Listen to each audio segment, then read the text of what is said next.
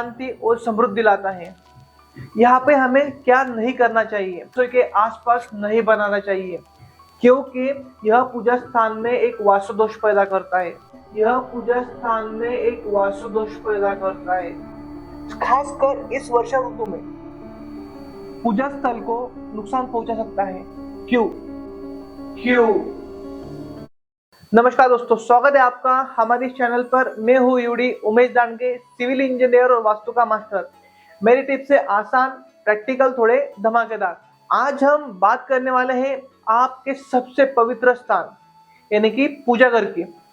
क्या आप जानते हैं, सही पूजा स्थल न केवल आपके घर में सकारात्मक ऊर्जा लाता है, बल्कि आपके मन और आत्मा को भी शांति देता है।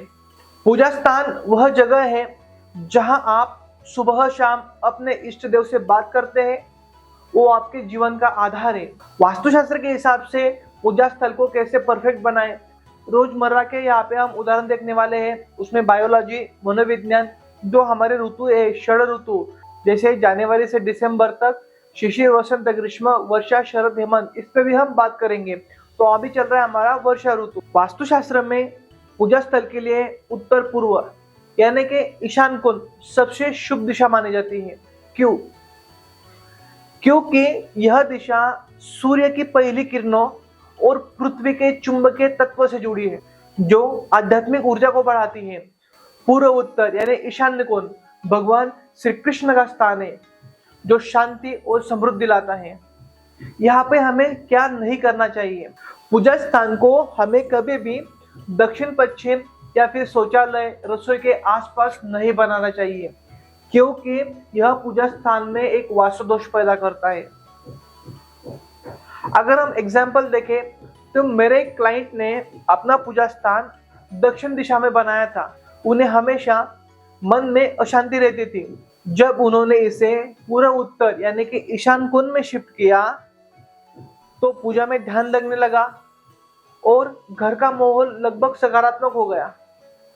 तो हमारे इस ईशान कोण में उत्तरायण और दक्षिणायन का भी प्रभाव होता है।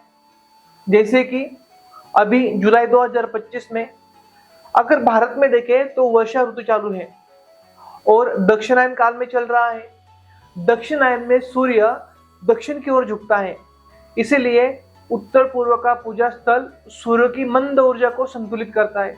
और अभी इस समय जो वर्षा ऋतु चल रहा है, इस समय नमी से बचने के लिए पूजा स्थल को सूखा, हवादार रखना बहुत ही ज्यादा जरूरी है।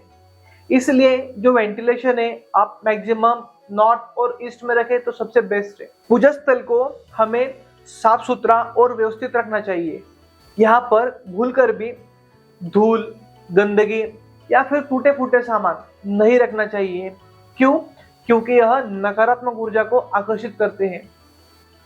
आप जब भी पूजा स्थल पर ताजे फूल, अगरबत्ती और दीपक जलाएं, मूर्तियों को नियमित रूप से साफ करें। सोचे ना जरा, आप सुबह पूजा करने बैठे हैं लेकिन मंदिर में धूल जमी है तो मन भटकेगा। अगर साफ सुथरा है तो देखकर मन और ज्यादा शांत और केंद्रित होगा। अगर हम बायोलॉजिकल कनेक्शन इसमें दे दें तो गंदा पूजा स्थल नमी और फंगस को बढ़ावा देता है, खासकर इस वर्षा ऋतु में। इससे एनर्जी या सांस की बीमारियां हो सकती है। साफ सुथरा पूजा स्थल आपके शरीर और मानसिक स्वास्थ्य को और बेहतर बनाता है। अगर हम प्रकृति देखें, किसी की वात प्रदान हो सकती है, किसी की कफ प्रदान हो सकती है या फिर किसी की पित्त प्रदान हो सकती है। तो आयुर्वेद के अनुसार आपकी प्रकृति, चाहे वात, पित्त, कफ हो, और आपकी उम्र पूजा स्थल की दिशा और वातावरण को प्रभावित करती है। जैसे कि अगर कोई वात प्रधान व्यक्ति है तो पूर्व उत्तर में छोटा सा हवादार पूजा स्थल जो आपको शांति देगा। हल्के रंग जैसे सफेद या फिर हल्का नीला आप इस्तेमाल यहाँ पे कर सकते हैं। अगर आपकी पित्त प्रकृति है, आपका स्वभाव बहुत ही ज्यादा गर्म है, महत्वाकांक्षी है, तो पूर्व में पूजा स्थल जो आपकी ऊर्जा को प्रेरणा देगा। या फिर आप इस पे हल्के पीले रंग की भी सजावट कर सकते हैं। अगर आपकी प्रकृति कफ है तो आपका स्वभाव शांत और स्थिर होगा। उत्तर पूर्व में बड़ा पूजा मंदिर, क्योंकि इन लोगों को सब चीजें बड़ी बड़ी चाहिए होती है। तो उत्तर पूर्व में बड़ा मंदिर, शांत पूजा स्थल जो आध्यात्मिकता को बढ़ावा देगा। आप हो सके तो यहाँ पे हरे रंग का भी इस्तेमाल कर सकते हैं, जो हल्का हरा होगा। अगर आपके भी घर का पूजा स्थल पूर्व दिशा में है तो करियर और नई शुरुआत को बढ़ावा देगा। अगर आपका पूजा स्थल उत्तर और पूर्व यानी कि ईशान में है, अगर आपका घर ईशान में है तो पारिवारिक और मानसिक शांति के लिए सबसे बढ़िया है। ईशान कोण में सादगी भरा पूजा स्थल जो स्वास्थ्य को और ध्यान को बढ़ावा देता है। कल्पना करें आपके बच्चे या बुजुर्ग माता पिता सुबह पूजा स्थल पर बैठकर शांति महसूस करते हैं, तो क्या यह आपके परिवार के लिए एक सबसे अनमोल पल नहीं होगा? अगर आपका ईशान कोण में पूजा स्थल है तो यह घटना हर दिन होगी, बार बार होगी और एक बहुत ही सकारात्मक ऊर्जा घर में आने लगेगी। आप जब भी पूजा स्थल बनाए, यह आपको ध्यान रखनी है कि पूजा स्थल के आजू बाजू में शौचालय या फिर रसोई नहीं आनी चाहिए। आपके घर में पूजा स्थल के सामने खुला और बड़ा मैदान है तो यह सकारात्मकता को और बढ़ाएगा। अगर हम मनोविज्ञान देखें तो खुला और साफ सुथरा पूजा स्थल आपके दिमाग को शांत और केंद्रित करता है। तंग या अव्यवस्थित जगह चिंता या बेचैनी बढ़ सकती है। एक सही पूजा स्थल आपको और आपके मन को मंदिर जैसी शांति देगा। अभी जो वर्षा ऋतु चल रहा है, पूजा स्थल को नुकसान पहुंचा सकता है। क्यों?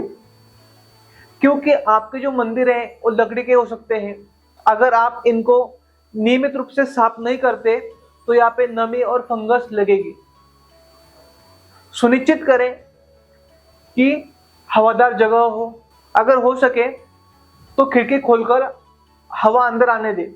यहाँ पे आप नमक से पोछा भी लगा सकते हैं ताकि अगर कोई नकारात्मक ऊर्जा वहां पे जमी हुई हो, कीटाणु हो, तो यह कम से कम होंगे, क्योंकि नमी से फंगस और बैक्टीरिया बढ़ेंगे जो सांस की बीमारियों का कारण बनते हैं। आपका साफ सुथरा पूजा स्थल आपके परिवार को स्वस्थ रखेगा। दोस्तों, आपका पूजा स्थल सिर्फ यह कोना नहीं है, बल्कि आपके घर का आध्यात्मिक दिल है। इसे वास्तु के हिसाब से सही बनाएं और आप देखेंगे कि आपके जीवन में शांति और सकारात्मकता कैसे बढ़ती है। ऐसे छोटे छोटे बदलाव आपके परिवार को एकजुट, खुशहाल और सुखी बनाएंगे। अगर आपको यह वीडियो अच्छा लगे तो आप कमेंट, लाइक एंड सब्सक्राइब जरूर करें। अगर आपको वास्तु सीखना है, आपकी प्रकृति निर्धारित करनी है कि आप कौन से प्रकृति के हैं, वात है, पित्त है, कफ है, तो नीचे मैंने डिस्क्रिप्शन में लिंक दी है। जो हमारा एप्लीकेशन है वहाँ पे 2 वेबिनार मैंने कंडक्ट किए हैं। अगर आप नया कंस्ट्रक्शन बना रहे हैं तो आपको प्रॉपर गाइड करेगा कि एक सही वास्तु कैसे बनाई जाती है, कौन कौन से लूज एंड फॉल्स होते हैं यहाँ पे, क्योंकि हमारे आचार्यों ने क्लियर इंडिकेशन दिए हैं कि एक वास्तु का निर्माण कैसे बनाएं। तो मिलते हैं जल्दी ही नेक्स्ट वीडियो में, तब तक के लिए नमस्कार।